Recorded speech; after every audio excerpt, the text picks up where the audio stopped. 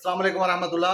अच्छा, अक्सर मरीज़ जो गुर्दे के हैं उनकी एचबी यानी हीमोग्लोबिन बहुत कम होती है। जितने भी हमारे पास मरीज़ आते हैं, किसी की 7 है, किसी की 8 है, और वो पूछते हैं डॉक्टर साहब कोई ऐसी ग़िज़ा बताएं जिससे एचबी बढ़ जाए और मरीज़ की जो है वो साफ ज़ाहिर है कुछ ताकत भी बहाल हो जाती है एचबी बढ़ने से, उसकी कमज़ोरी भी कम हो जाती है और उसके हॉस्पिटल के एडमिशन है वो भी काफ़ी हद तक कम हो जाते हैं।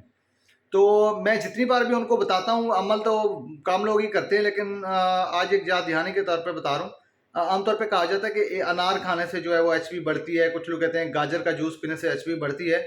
बेशक ऐसा बढ़ती है, ग़िज़ाइयत से फ़र्क पड़ता है, लेकिन जितने भी क्रॉनिक किडनी डिजीज़ के पेशेंट हैं या गुर्दे का जिनका दायमी मसला चल रहा है, उनका लिए एरिथ्रोपोएटिन एक एजेंट होता है, मॉलिक्यूल होता है जो गुर्दा बनाता है। तो ये एरिथ्रोपोएटिन गुर्दा बनाना बंद हो जाता है, तो ये खून जो है वो हड्डियों से बनना बंद हो जाता है।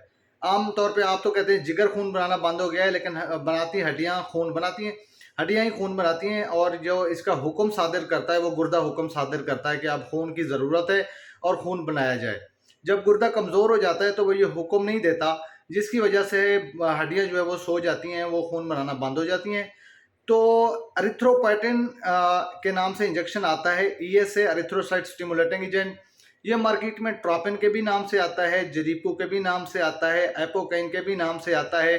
4000 इंटरनेशनल यूनिट वाला, 6000 वाला, 10,000 वाला, जितने यूनिट ज़्यादा हैं उतना रिजल्ट भी ज़्यादा होता है। तो अपने डॉक्टर से आप मशवरा करके हफ्ते में 2 दफ़ा कम अज़ कम ये लगवाएं, बाज़ का ज़्यादा भी लगाने पड़ सकते हैं। तो ये जो टीका है मैं आपको बताऊं, जो आप कहते हैं कितनी खुराक, कितनी ये चीज़ें वो चीज़ें, ये 1000 अनार के बराबर है इसकी ताकत।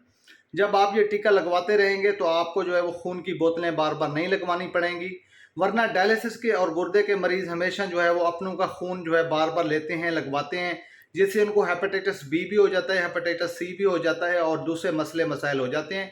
तो आज का मशवरा मेरा यही है कि जितने भी गुर्दे के मरीज़ हैं वो एरिथ्रोपोएटिन लाजमी लगवाएं, और जितने डायलिसिस के मरीज़ हैं वो कच्चा खून यानी वेनोफार या आयरन का इंजेक्शन जो है वो लाजमी लगवाएं। और आयरन का जो सबसे अच्छा इंजेक्शन है वो 7-8 हज़ार का फेरिंजेक्ट के नाम से आता है, वो आजकल की लेटेस्ट टेक्नोलॉजी है। अस्सलाम वालेकुम वरहमतुल्लाह।